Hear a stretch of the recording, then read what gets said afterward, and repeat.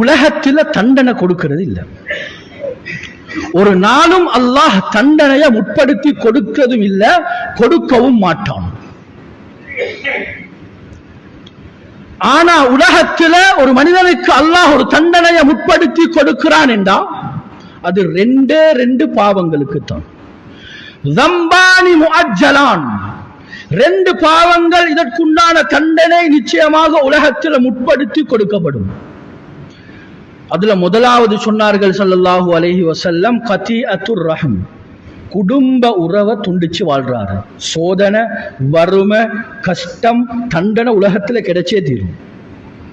2வது சொன்னாங்க அல் பகி, விபச்சாரம், மானக்கேடான செயற்பாடுகள், இதுதான் இவர்களுடைய தொழில் என்றா கண்ணியமான சகோதரர்களே, இதற்கு உலகத்துல தண்டனை கிடைச்சே தீரும் மௌத்துக்கு முன்பதாக. அப்படியாப்பட்ட மிக பயங்கரமான கண்ணியமானவர்களே, மிக சோதனை, அல்லாஹ்வுடைய கோபத்தை பூமிக்கு இறக்கக்கூடிய ஒரு பாவம் இந்த மானக்கேடான செயல், இந்த விபச்சாரம். 3வது சகோதரர்களே,